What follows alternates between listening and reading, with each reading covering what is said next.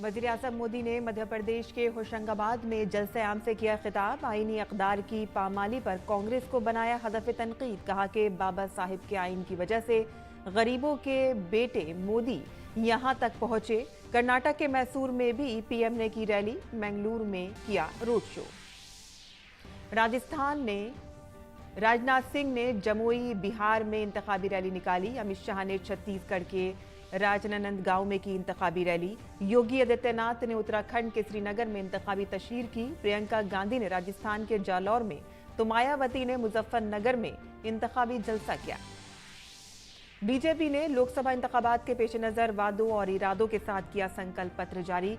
ज्ञान यानी कि गरीब, नौजवान, अन्नदाता और खवातीन की ताकत को तरजीह देते हुए अगले 5 साल तक मुफ्त राशन स्कीम जारी रखने का वादा किया।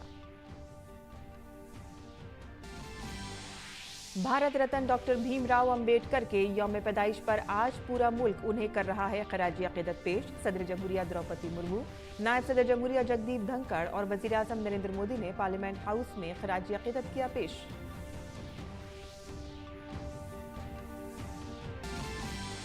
ईरान और इजराइल के दरमियान कशीदगी में इजाफा। ईरान ने बयान जारी करते हुए कहा कि ईरान जवाबी कार्रवाई की सूरत में सख्त जवाब देगा। वजीर खारजा डॉक्टर एस जयशंकर ने मगरबी एशिया की सूरत हाल पर बरतानवी वजीर खारजा से की बातचीत।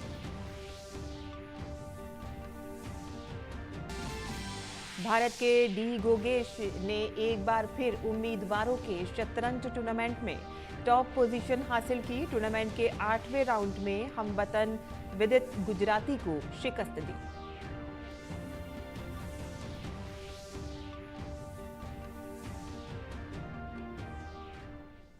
आदाब नाज़रीन, खबरनामे में आपका इस्तकबाल है। मैं हूं साइमा खान। अब खबरें तफसील से। वज़ीर आज़म नरेंद्र मोदी ने मध्य प्रदेश के होशंगाबाद में एक बहुत बड़े जलसे-आम से खिताब किया। आइन के मेमार डॉक्टर भीमराव अंबेडकर को खराजी अकीदत पेश करते हुए वज़ीर आज़म ने कांग्रेस पर बाबा साहिब की तौहीन का इल्ज़ाम लगाया।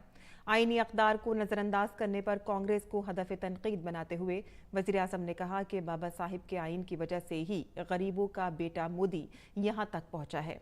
वज़ीर आज़म ने कांग्रेस लीडरों के उस बयान को आड़े हाथों लिया जिसमें मुल्क में आग लगने की बात कही गई थी। ये 14 में भी बोलते थे कभी आग लगी क्या, ये 19 में भी बोलते थे कभी आग लगी क्या, ये राम मंदिर के लिए भी बोलते थे कभी आग लगी क्या, ये 370 के लिए भी बोलते थे आग लगी क्या। बस देश को डराओ, घबराओ, भ्रम फैलाओ। भाइयों और बहनों, आग देश में नहीं लगी, आग जलन उनके दिलों में लगी है। ये जलन उनके दिल और दिमाग में ऐसे भरी पड़ी है कि वो उनको अंदर से जलाती जा रही है। आलमी अदम इस्तेहकाम और नई पेशरफ्त का हवाला देते हुए वज़ीर आज़म ने कहा कि ऐसी सूरत हाल में एक मजबूत भारत बहुत जरूरी है। वज़ीर आज़म ने कहा कि इंडी इत्तेहाद मुल्क को ऐसी मजबूती कभी नहीं दे सकता है। युद्ध हो, अराजकता हो, अनिश्चितता की स्थिति, चारों तरफ एक धुंधला वातावरण बन गया है, आशंका का वातावरण बन गया है। हर कोई भय के साए में दुनिया में रह रहा है। कब क्या होगा, कौन सी मुसीबत आएगी, दुनिया थर-थर कांप रही है। ऐसी दुनिया के लिए एक मजबूत और शक्तिशाली भारत बहुत जरूरी है। ये काम क्या एक अस्थिर, कमजोर, भ्रष्ट, स्वार्थी नेताओं का इंडी गठबंधन मजबूती का काम कर सकता है क्या? देश को मजबूत बना सकता है क्या? अरे जो पार्टी खुद को मजबूत नहीं बना सकती, वो देश को क्या मजबूत बनाएगी? वज़ीर-ए-आज़म ने बीजेपी के मंशूर का तफसीली जिक्र किया। वज़ीर-ए-आज़म ने तमाम तबकात की तरक्की के लिए मंशूर में शामिल नुकात पर तबादला ख्याल किया। वज़ीर-ए-आज़म ने इंडी पार्टियों के मंशूर पर तनकीद की। राहुल गांधी के एक ही बार में गुर्बत को ख़त्म करने के वादे का हवाला देते हुए वज़ीर-ए-आज़म ने कहा कि मुल्क पूछ रहा है कि आखिर ये शाही जादूगर इतने बरसों तक कहाँ छुपे थे। अरे देश पूछ रहा है, आखिर ये शाही जादूगर इतने बरसों तक कहां छुपा था। 50 साल पहले इनकी दादी ने देश से गरीबी हटाने की घोषणा की थी। 50 साल हो गए। 2014 से पहले 10 साल तक इन्होंने रिमोट से सरकार चलाई और कह रहे हैं कि अब बस इनको एक झटके वाला मंत्र मिल गया है। ये झटके वाला मंत्र लाए कहां से? मुझे बताइए, ये गरीबों की मजाक है कि नहीं है? ये गरीबों का अपमान है कि नहीं है जी? ये झटके से गरीबी दूर होती है क्या? ये क्या बोल रहे हैं जी? उन पर कोई भरोसा करेगा क्या? ऐसे दावे करते हैं और इसी के कारण ये हंसी के पात्र बन जाते हैं। देश उनको गंभीरता से नहीं लेता है। वज़ीर दिफा राजनाथ सिंह ने बिहार के जमुई में एक जलसा-ए-आम से खिताब किया। तेजस्वी यादव के वीडियो को निशाना बनाते हुए उन्होंने कहा कि आप जो चाहे खा सकते हैं, लेकिन इसे दिखाने की क्या जरूरत है। अब मछली नवरात्रि के पर्व पर आप खाते हो, क्या संदेश देना चाहते हो? आपको जो खाना हो, मछली खाना हो, हाथी खाना हो, घोड़ा खाना हो, सब खाओ। दिखाने की जरूरत क्या? बहनों भाइयों, केवल वोट के चक्कर में तुष्टीकरण की राजनीति से कहते हैं कई खास मजहब के लोग इसके कारण हमसे खुश हो जाएंगे, वोट दे देंगे। लालू जी, मैं कहूंगा ऐसे लोगों को संभालिए। राजनीति केवल वोट लेने के लिए नहीं होनी चाहिए। वज़ीर दाखिला अमित शाह ने छत्तीसगढ़ के खेरागढ़ राजनांदगांव में एक जलसा-ए-आम से खिताब किया। अमित शाह ने कहा कि मरकज की मोदी हुकूमत ने 10 सालों में नक्सलिज्म को खत्म करने का काम किया है और अगली मुद्दत में छत्तीसगढ़ से नक्सलिज्म का मुकम्मल खात्मा कर दिया जाएगा। ये 10 साल के अंदर मोदी जी ने नक्सलवाद को पूरे देश से समाप्त किया है। एक उसकी पूंछ बची है सिर्फ छत्तीसगढ़ में।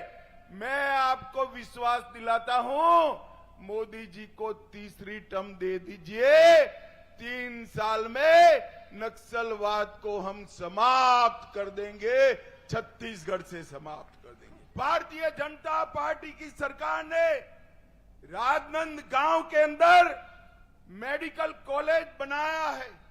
हमने यहां एक शुगर फैक्ट्री खोला था, भूपेश कक्का ने बंद कर दिया और हमारी सरकार फिर से उसको चालू करने का काम कर रही है। बीजेपी ने संकल्प पत्र के नाम से लोकसभा इंतखाबात के लिए अपना मंशूर जारी कर दिया है। इस मौके पर वज़ीर-ए-आज़म नरेंद्र मोदी के साथ बीजेपी के कौमी सदर जेपी नड्डा, इंतखाबी मंशूर कमेटी के चेयरमैन और वज़ीर दिफा राजनाथ सिंह और मरकजी वज़ीर दाखिला अमित शाह समेत कई दीगर सीनियर लीडर भी मौजूद थे। इस मंशूर में बीजेपी ने ज्ञान यानी कि गरीब, नौजवान, अन्नदाता और खवातीन की ताकत पर तवज्जो मरकूज की है। बीजेपी के मंशूर का मौजू है बीजेपी का संकल्प, मोदी की गारंटी। वज़ीर-ए-आज़म नरेंद्र मोदी ने कहा कि ये मंशूर विकसित भारत के 4 मजबूत सुतूनों, नौजवानों की ताकत, खवातीन की ताकत, गरीब, किसान, अन्न, सबकी ताकत मजबूती देता है और इस मंशूर में ज्यादा मौके और उनके मेयार पर जोर दिया गया है। हमारा फोकस डिग्निटी ऑफ लाइफ उस पर है। हमारा फोकस क्वालिटी ऑफ लाइफ उस पर है। हमारा फोकस निवेश से नौकरी पर भी है। इस संकल्प पत्र में क्वांटिटी ऑफ अपॉर्चुनिटीज और क्वालिटी ऑफ अपॉर्चुनिटीज दोनों पर बहुत जोर दिया गया है। मरकजी वजीर अनुराग सिंह ठाकुर ने कहा कि गुज़िश्ता 10 सालों में हमने जो कहा था उसे पूरा किया और अब हम जो कहेंगे उसे भी पूरा करेंगे। सर्विस, गुड गवर्नेंस, गरीबों की फलाह बहबूद, ये सब कामकाज पिछले 10 सालों में हमारी बुनियाद रहे हैं और जब वज़ीर आज़म नरेंद्र मोदी तीसरी इनिंग्स शुरू करेंगे वो अगले 3 सालों में भारत को दुनिया की तीसरी सबसे बड़ी मईशत बनाएंगे। जैसे रघुकुल रीत सदा चली आई, प्राण जाए पर वचन न जाए, मोदी की गारंटी भी वैसी ही है जिसकी पूरे होने की पूरी गारंटी है। और इसीलिए पिछले 10 वर्षों में जो कहा वो किया और अब जो कहेंगे वो करेंगे। मरकजी वजीर हरदीप सिंह पुरी ने कहा कि पिछले 10 सालों में हुई तरक्की कसीर जहती तरक्की साबित हुई है। उन्होंने कहा कि मोदी की गारंटी फ्रीबीज को नहीं बल्कि बाख्तियार बनाने को फरोग देने की है। कांग्रेस के हमारे भाई बहन लोग कहते हैं अरे हमारे जमाने में गैस का ये था, अरे तुम्हारे जमाने में गैस थी नहीं। 2014 में जब उन्होंने ऑफिस छोड़ा तो टोटल देश भर में 14 करोड़ गैस के कनेक्शन थे। आज वो 14 करोड़ बन के 32 करोड़ तक चले गए, जिसमें से 10 करोड़ 28 लाख उज्ज्वला के कनेक्शन है, जिसमें हमारे गरीब परिवारों को मुफ्त कुकटॉप मिलता है और सिलेंडर जो शुरू में दिए गए महामारी के दौरान 3 फ्री दिए गए। कांग्रेस जनरल सेक्रेटरी प्रियंका गांधी ने राजस्थान के जालौर में एक जलसे आम से खिताब करते हुए कहा कि जब से राजस्थान में अशोक गहलोत की हुकूमत बदली है, तरक्याती मंसूबे बुरी तरह से मुतासर हुए हैं। आप अशोक गहलोत जी की सरकार से खुश भी थे, हो सकता है थोड़ा सा शिकवा गिला भी था, इसीलिए आपने सरकार बदली कि नहीं? हाँ कि नहीं? तो देखिए, आपने सरकार बदली और क्या देखा कि जो स्कीमें आपके लिए अशोक जी ने शुरू की थी, जो 25 लाख की बीमा की स्वास्थ्य बीमा की स्कीम थी, उसको क्या हुआ? कौन बताएगा? बंद हो गई।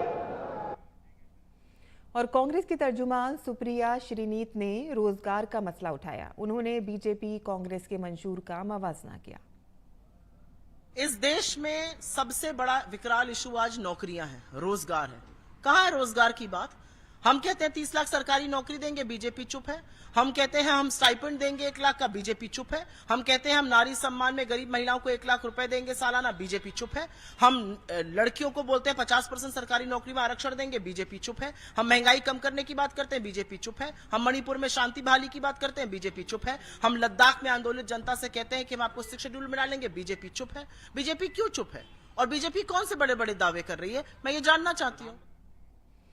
और कांग्रेस ने बीजेपी के संकल्प पत्र पर रद्दअमल जाहिर किया है। कांग्रेस के कौमी सदर मल्लिकार्जुन खड़गे ने कहा कि बीजेपी ने अपने दौरे क़िदार में कोई ऐसा काम नहीं किया जिससे मुल्क के अवाम, नौजवान या किसानों को फायदा पहुंचा हो। अपने कार्यकाल में उन्होंने ऐसा कोई बड़ा काम नहीं किया जो सारे देश के जनता को, युवाओं को, किसानों को उससे लाभ हो। अब युवा तो नौकरी के लिए तड़प रहे हैं, रास्ते पे आए हैं और इन्फ्लेशन इतना बड़ा है, सभी दाम खाने पीने के और सभी चीजें आकाश को पहुंचे हैं, उसकी उनको फिक्र नहीं है। आम आदमी पार्टी की लीडर आतिशी ने बीजेपी के संकल्प पत्र पर रद्दअमल जाहिर किया है। उन्होंने कहा कि ये मंशूर नहीं, जुमला पत्र है।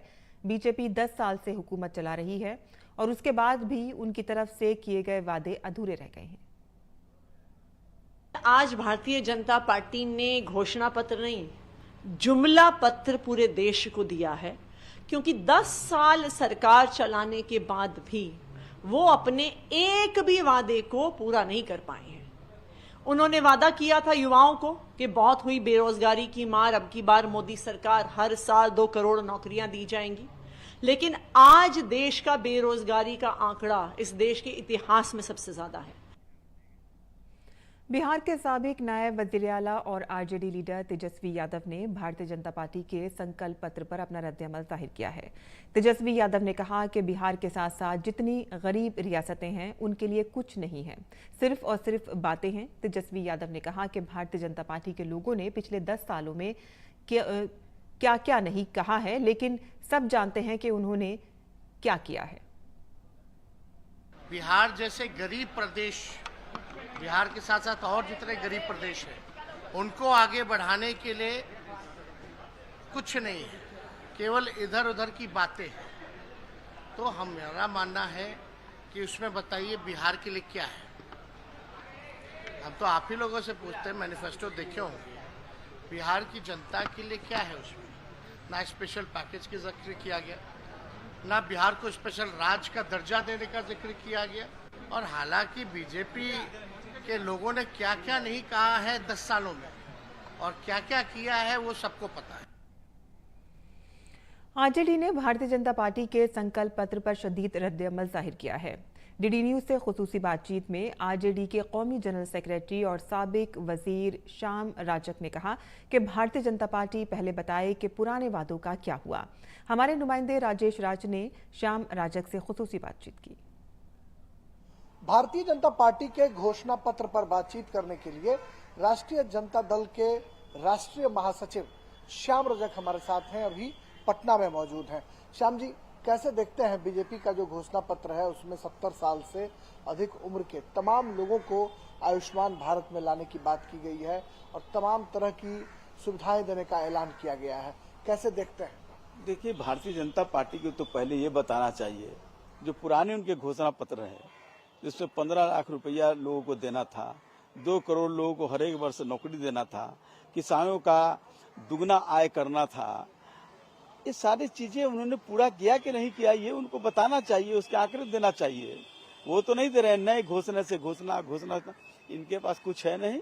ये पहले राम लाते हैं, फिर पलटू राम लाते हैं, फिर जुमला लाते हैं, कई तरह से जनता इनसे बहुत परेशान हो चुकी है। लेकिन जब हम लोग की सरकार बनी नीतीश कुमार जी तो हमने पद के लिए नहीं, एजेंडा पर समझौता किया और हमने 10 लाख लोगों की नौकरी पर काम शुरू हुआ, 6 लाख लोगों को नौकरी मिली। जेडीयू और बीजेपी का कहना है कि जो आरजेडी ने अपना घोषणा पत्र जारी किया है, कांग्रेस के बिना कंसेंट से कोई रीजनल पार्टी कैसे घोषणा पत्र जारी कर सकती है और बड़ी बड़ी रेवड़ियां बांटने का आरोप। देखिए ना, ये बेचैनी भारत जो है और ये सब छटपटाए हुए हैं, घबराहट में है। तो हमने तो देश के लिए काम करते हैं, देश की जनता के लिए काम करते हैं, जनता इसको मान चुकी है। 1 करोड़ लोगों को नौकरी, कोई हम हवाई बात की तरह नहीं करते कि 2 करोड़ को नौकरी बांट देंगे। हमने कहा कि 30 लाख लोगों को जो पद है जो खाली है और 70 लाख लोगों के लिए पद सृजन करेंगे। ये साफ है, ये बात करते नहीं। कंट्राडिक्शन तो है कि कांग्रेस के घोषणा पत्र में 30 लाख लोगों को नौकरी की बात है और आप कोई कंट्राडिक्शन नहीं। 30 लाख जो आज रिक्त है उसको भरेंगे और 70 लाख और हम पद सृजित करेंगे। ये जो है अकेले हमारे ही है क्या? हम तो एक मजबूत उस गठबंधन के, इंडिया गठबंधन के एक दल है और हम सब मिलकर करके काम करेंगे। जब सरकार बनेगी 24 जो जन वचन है हम उसके लिए काम करेंगे। हमारे लिए नहीं है कि प्रधानमंत्री को बना करके उनको कैसा सूट पहनावे और कैसे उनकी सुख सुविधा दें, इसके लिए नहीं है। हमारा है जन वचन। चलिए, बहुत शुक्रिया। राष्ट्रीय महासचिव आरजेडी श्याम रजक का कहना है कि आरजेडी का घोषणा पत्र जो है उस पर हम अमल करेंगे, लेकिन बीजेपी का जो पुराना घोषणा पत्र है पहले बीजेपी ये बताए कि उस पर कितना अमल किया गया। कैमरामैन ललित के साथ पटना बिहार से मैं राजेश राज, डीडी न्यूज के लिए। और मुल्क भर में आज बाबा साहेब भीमराव अंबेडकर का यौम पैदाइश मनाया जा रहा है। ये दिन हर साल 14 अप्रैल को भारत की आज़ादी के बाद मुल्क के आईन की तश्कील में उनकी अनमोल शिराकतदारी को याद करने के लिए मनाया जाता है। सदर जमहूरिया द्रौपदी मुर्मू, नायब सदर जमहूरिया जगदीप धनखड़, वज़ीर-ए-आज़म नरेंद्र मोदी, लोकसभा स्पीकर ओम बिरला ने पार्लियामेंट हाउस में बाबा साहेब को खिराज अक़ीदत पेश किया। अरकान पार्लियामेंट ने भी बाबा साहिब को खराज अकीदत पेश किया। डॉक्टर भीमराव अंबेडकर एक सियासतदान, फलसफी, माहिर इक़्तिसादियात और समाजी मुसल्लह थे, जिन्होंने जिंदगी भर कमजोर लोगों के हुकूक के लिए जद्दोजहद की। उन्होंने जात पात के निज़ाम के खिलाफ आवाज़ उठाई और दलित बिरादरी के हुकूक के लिए जद्दोजहद की। सदर जमहूरिया द्रौपदी मुर्मू ने डॉक्टर BR अम्बेडकर के यौम पैदाइश के मौके पर हमवतनों को नेक ख्वाहिशात पेश की हैं। अपने पैगाम में सदर जमहूरिया ने कहा कि हमारे आइन के मेमार और सरकर्दा मेमरान कौम में से एक बाबा साहिब भीमराव अम्बेडकर जी के यौम पैदाइश के मौके पर मैं तमाम हमवतनों को दिली मुबारकबाद और नेक ख्वाहिशात पेश करती हूँ। समाजी तब्दीली के अलमबरदार और हमगीर सलाहियतों के हामिल बाबा साहिब अम्बेडकर ने एक माहिर कानून, माहिर तालीम, माहिर इक़्तिसादियात, समाजी मुसल्लह और सियासतदान के तौर पर हमारे मुल्क और माशरे के लिए गैर मामूली खिदमात अंजाम दी। आइनी निज़ाम में उनका पुख्ता यकीन आज भी हमारी जमहूरियत और अच्छी हुक्मरानी की कलीदी बुनियाद है। डॉक्टर अम्बेडकर ने अपनी पूरी जिंदगी मसावात पर मबनी समाज के क़याम के लिए वफ़ कर दी और दलितों की बेहतरी के लिए जद्दोजहद की। इस मौके पर आइए हम सब डॉक्टर अम्बेडकर के नज़रियात को अपनाएं और अपने मुल्क की जामे तरक्की के लिए मुत्तहद होकर काम करें। आगे बढ़ते हैं, जहां इजराइल के चीफ फौजी तर्जुमान एयर एडमिरल डैनियल हगारी ने कहा है कि ईरान ने हफ्ते को इजराइल पर 200 से ज्यादा ड्रोन और मिसाइल दागे हैं। डैनियल हगारी ने कहा है कि वो अपने इत्तेहादियों और शिराकतदारों के साथ मिलकर इजरायली रियासत और इजराइल के अवाम के दिफा के लिए पूरी कुव्वत से काम कर रहे हैं। इजराइल के चीफ फौजी तर्जुमान ने आने वाले बहुत से खतरात को बयान करते हुए कहा है कि उन्हें इजराइल की सरहदों से दूर रोक दिया गया है, लेकिन उन्होंने मजीद कहा है कि कार्रवाई जारी है। हगारी ने कहा है कि इजराइल पर हमले में एक लड़की और जुनूब में एक फौजी तंसीब को मामूली नुकसान पहुंचा है। और ईरान के हमले पर इजराइल की दिफाई अफवाज ने कहा है कि IDF हाई अलर्ट पर है और सूरत हाल पर मुसलसल नजर रखे हुए है। IDF लड़ाका तैयारों और इजरायली बहरिया के जहाज़ों के साथ IDF air defence area high alert पर है, जो इजरायली फिजाई और बहरी इलाकों में दिफाई मिशन पर हैं। IDF तमाम अहदाफ की निगरानी कर रहा है।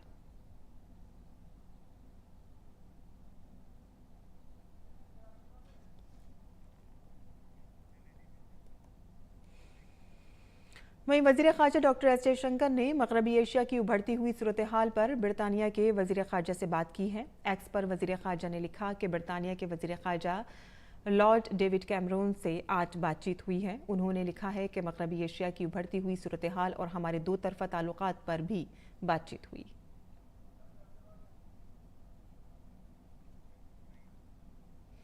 और ईरान ने इजराइल पर मिसाइलों से हमला किया है। अक़वाम मुत्तहिदा के सेक्रेटरी जनरल एंटोनियो गुटरेस ने हमले की मसम्मत की है। उन्होंने सोशल मीडिया प्लेटफॉर्म पर जारी एक बयान में कहा कि मैं ईरान की जानिब से इजराइल पर बड़े पैमाने पर किए गए हमले के बाद से पैदा हुई संगीन सूरत हाल की शदीद मजम्मत करता हूँ।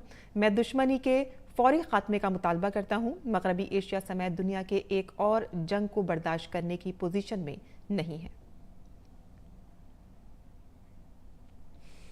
कौमी तालीमी पॉलिसी को फ़रोग़ देने के लिए हुकूमत ने Malviya mission teacher training centre का मंसूबा बनाया है और ऐसा ही एक मरकज़ वाराणसी के महात्मा गांधी काशी विद्यापीठ में शुरू किया गया है। इस मरकज़ से पूर्वांचल के असातिज़ा और तलबा कैसे मुस्तफ़ीद होंगे, इस सिलसिले में महात्मा गांधी काशी विद्यापीठ के vice chancellor professor Anand Kumar त्यागी ने DD न्यूज़ के साथ खास बातचीत की है। राष्ट्रीय शिक्षा नीति का प्रभाव अब विश्वविद्यालयों में दिखाई देने लगा है। जो योजना है मूर्त रूप लेने लगी है। ऐसा ही एक विश्वविद्यालय है काशी में, महात्मा गांधी काशी विद्यापीठ, जो मालवीय मिशन शिक्षक प्रशिक्षण केंद्र का उत्तरदायित्व पाया है। सर, इसके क्या लाभ हैं शिक्षकों को और विश्वविद्यालय को भी? देखिए, जब से हमारी राष्ट्रीय शिक्षा नीति लागू हुई है, कुछ समस्याएं, कुछ चैलेंजेज, कुछ चुनौतियां शिक्षा जगत के सामने आ रहे हैं। पूर्वांचल में हमारे विश्वविद्यालय को टीचर्स ट्रेनिंग का ये दायित्व दिया गया है। इसमें नई शिक्षा नीति के समस्त पहलुओं से कि कैसे इसको लागू करना है, जो समस्याएं आ रही हैं उनको कैसे दूर करना है, कॉलेजेस में क्या होना है और विश्वविद्यालय के विभागों में क्या होना है, इन समस्त समस्याओं को हम एक साथ समाहित करेंगे। एक और इसकी बेसिक ड्यूटी है कि इसमें जो क्लासेस चलेंगी, जो लेक्चर्स होंगे, वो लंच के बाद होंगे, 1:30 बजे से शुरू होंगे। सर ये आपके यहाँ तो अभी चल रहा है, तो इसमें सर किस तरह का आप देख पा रहे हैं अपने शिक्षकों के लिए भी, छात्रों के लिए भी और विश्वविद्यालय के लिए खास, क्योंकि विश्वविद्यालयों की ग्रेडिंग भी हो रही है, तो इसका क्या लाभ मिलेगा क्या? हमारे ही अध्यापक जिनको हम नहीं भेज पा रहे थे वो हमारे घर पे ही आके यहाँ पे ट्रेनिंग कर रहे हैं। हमें 200 सीट मिली हैं कि हमें 200 अध्यापकों को करना है और आपको विश्वास नहीं होगा कि 200 रजिस्ट्रेशन कुछ ही घंटों में होगा और इसमें लेक्चर के साथ साथ इंटरेक्शन सेशन भी है। शिक्षकों के लिए विशेष है क्योंकि उन्हें कहीं जाना नहीं पड़ रहा है, अपनी क्वेरीज वो क्लियर कर पा रहे हैं विशेषज्ञों से, और काशी विद्यापीठ के लिए भी अपने आप में एक गर्व का विषय है कि उसको मालवीय मिशन शिक्षक प्रशिक्षण केंद्र का उत्तरदायित्व मिला। कैमरा पर्सन शैलेश चौरसिया के साथ doctor Rikesh Bahadur Singh Gautam, DD news, Kashi विद्यापीठ, वाराणसी। और इसी के साथ ही हमारा खबरनामा यही खत्म पजीर होता है। हमारी पूरी टीम को दें इजाजत। आदाब।